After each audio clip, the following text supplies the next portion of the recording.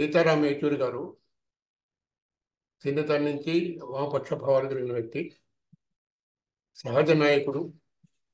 ఆయన కుటుంబంలో అందరూ కూడా విద్యార్థికులే. తాతగారు జడ్జి, తల్లి బాగా చదువుకున్నవాడు.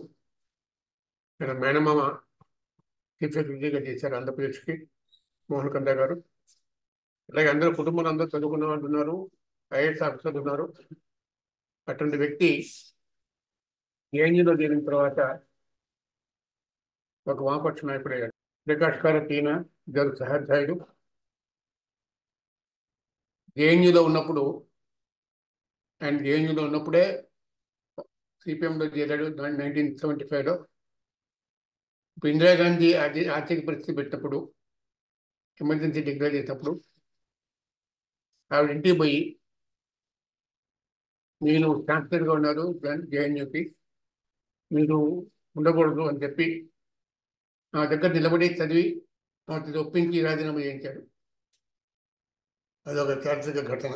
ఈ సంవత్సరం సోషల్ మీడియాలో నిన్న ఇవాళ తిరుగుతుంది, అన్ని పత్రికతో కూడా ఆ ఫోటో వచ్చింది. సీతారాం యేచూరి గారు నేను ఢిల్లీలో పనిచేసినప్పుడు చాలా కోరిక ఉండేవాళ్ళం. అంతకుముందు నేను విజయవాడలో పనిచేసినప్పుడు కూడా మోటు హనుమంతరావు గారు అని సిపిఐ నాయకుడు ఉండేవాడు. ఆయన ప్రదేశ సంపాదకుడు, ప్రధాన సంపాదకుడు. ఆయన నిర్యాణం తర్వాత ఆయన జ్ఞాపకార్థం మోటూరు హనుమంతరావు మెమోరియల్ అవార్డుని పెట్టారు. పెట్టినప్పుడు దాన్ని సెలెక్ట్ కమిటీ చైర్మన్గా పుత్తూరు వెంకటేశ్వర గారు ఉన్నారు. ఆ అవార్డు నాకు ఇవ్వాలని నిర్ణయించారు. ఆ అవార్డుని యేచూరి గారు నాకు ప్రదానం చేయాలని నిర్ణయించారు. దానికోసం యేచూరి విజయవాడ నుంచి ఢిల్లీ నుంచి విజయవాడ వచ్చి, విజయవాడలో జరిగిన మీటింగ్లో మోటూరు హనుమంతరావు మెమోరియల్ అవార్డు నాకు ఇచ్చారు. నాకు చాలా దూరంగా జ్ఞాపకం ఉన్నది. ఆ రోజు కలిసి ఫోన్ చేసాం, చాలాసేపు మాట్లాడుకున్నాం. అప్పుడే అడిగాను, నీ సిగరెట్ మానేది కదా అని. అంటే no way, tried my level best, it is not possible అన్నాడు ఆయన. అంత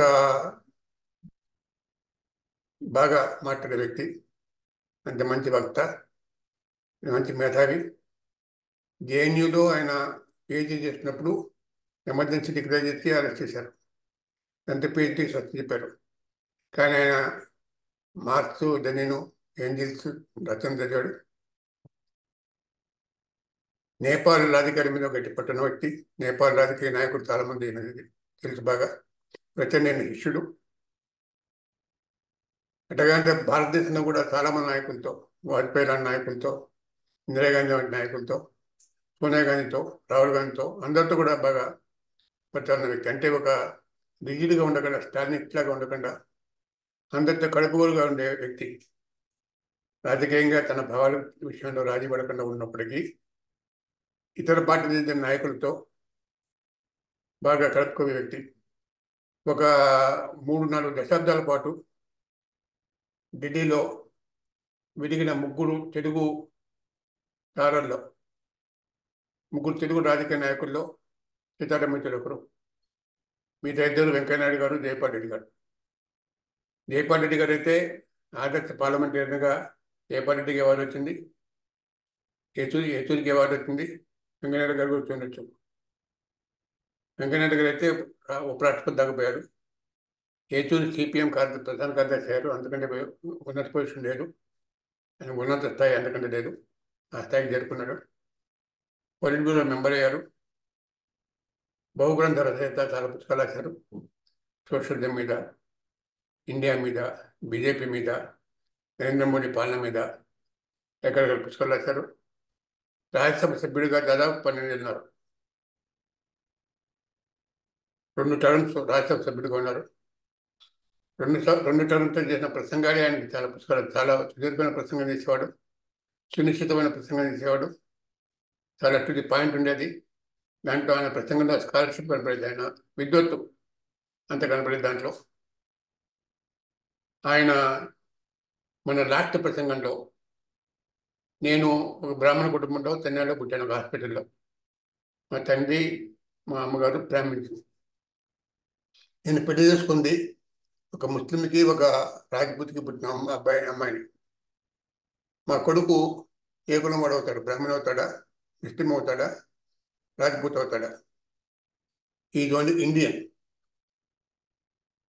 అని చెప్తూ ఇంక్లూజివ్గా ఎట్లా ఉండాలి, అన్ని యూనిటీ ఇన్ డైవర్సిటీ ఎట్లా సాధించాలి, యూనిటీ ఇన్ డైవర్సిటీ సాధించినప్పుడే, దాన్ని కీపప్ చేసుకున్నప్పుడే ఇండియా ఒకటిగా ఉంటుంది, లేకపోతే ఇండియా విచ్ఛిన్నం అవుతుంది అని చెప్పి తన చివరి ప్రసంగంలో, రాజ్యసభలో తన చివరి ప్రసంగంలో చెప్పాడు. ఎప్పుడు ఏది మాట్లాడినా కూడా సమయానికి సందర్భానికి తగినట్టుగా మాట్లాడటం, ఆ రంగంలో ముఖ్యంగా ఆయనకి రాజకీయం, ఆర్థికం కొట్టిన పిండి. ఆర్థికవేత్త ఆయన. ఆర్థికం మాట్లాడినా, రాజకీయం మాట్లాడినా అధికారికంగా మాట్లాడాడు. ఆయన ఖమ్మం, మా జిల్లా ఖమ్మం చాలాసార్లు వచ్చాడు. ఖమ్మం అంటే ఆయనకి ప్రేమ. ఖమ్మంలో కూడా నిన్న తమిళ వీరభద్రం మీటింగ్ పెట్టుకున్నారు. ఆ సమావేశంలో కూడా యేచూరి గారికి ఖమ్మం అంటే ప్రత్యేకమైన అభిమానం ఉండేదని చెప్పుకున్నారు. ఖమ్మం అన్న, ఆంధ్రప్రదేశ్ అన్న, హైదరాబాద్ అన్న. హైదరాబాద్లో చదువుకున్నారు ఆయన. హైదరాబాద్లో ఉర్దూ మీడియం చదవడం మొదలుపెట్టాడు ఆయన. హైదరాబాద్ నుంచి ఢిల్లీ వెళ్ళారు. ఢిల్లీలో స్టైఫెన్స్ కాలేజీలో వెళ్ళారు, దాంట్లో జేఎన్ఎల్ వెళ్ళారు. చదువులో ఎప్పుడు ఫస్ట్ ఉండేవాడు, యూనివర్సిటీ ఫస్ట్ వచ్చేవాడు. మొత్తం స్టేట్ మొత్తంలో ఎస్ఎస్సీ ఎగ్జామ్ జరుగుతూ ఫస్ట్ వచ్చాడు, ప్రథముడు. అంటే చదువులో వాళ్ళ కుటుంబం అంతా ముందంజలోనే ఉన్నారు.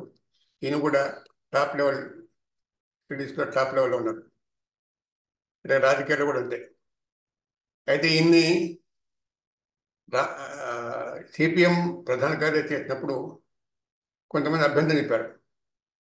ఇంత చదువుకున్నవాడు, మనకి అనుమానం లేదు, మేధావి అనుమానం లేదు, పార్టీ పట్ల అంకిత భావం ఉంది అనుమానం లేదు, కానీ ఇది ఫీల్డ్ ఎక్స్పీరియన్స్ లేదు కదా. ఇప్పుడు కేరళలో, వెస్ట్ బెంగాల్లో, త్రిపురలో క్షేత్రస్థాయి అనుభవం ఉన్నవాళ్ళు సీనియర్ నాయకులు ఉన్నారు.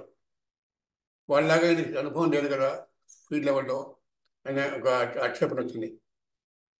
కానీ ఆ ఆక్షేపణని లెక్క చేయకుండా పార్టీ నాయకత్వం ఈయనకి ఆ పదవి అప్పచెప్పింది. ఆ పదవికి ఆయన న్యాయం చేకూర్చాడు. ముఖ్యంగా 2004లో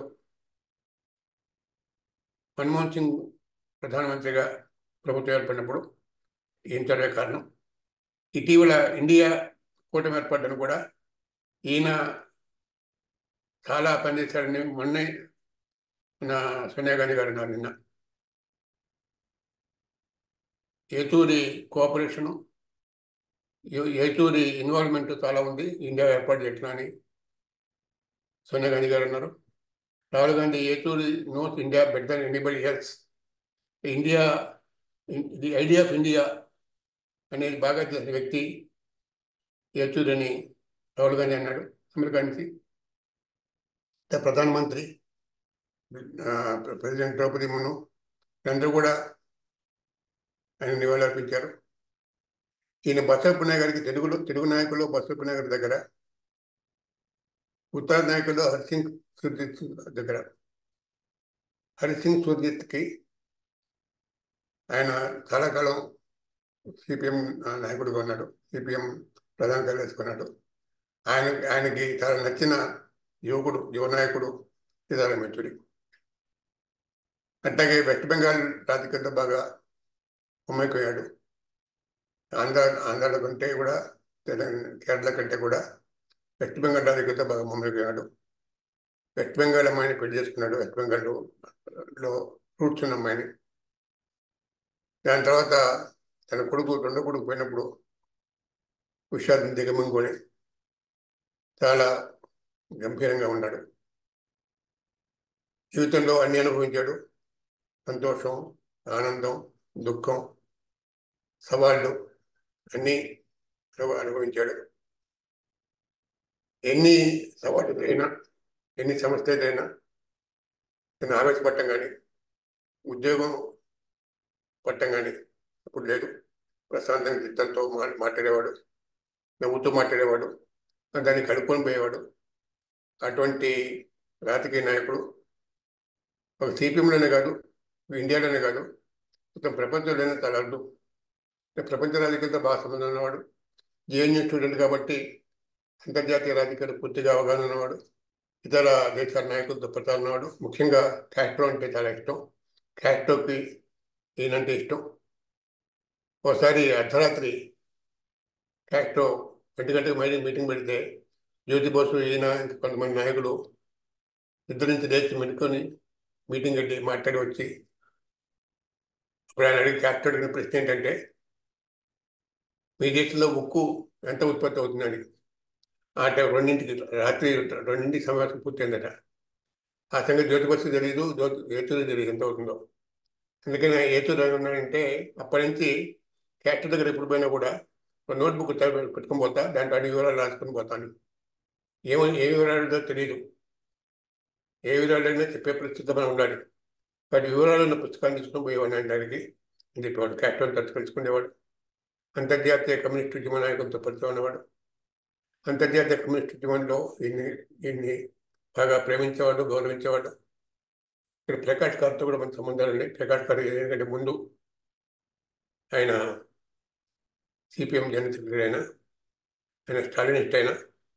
ప్రకాష్ గారికి మన ఏతుడికి తేడా ఏంటంటే ప్రకాష్ గారు గంభీరంగా ఉంటాడు, ఎక్కువ తక్కువ మాట్లాడు.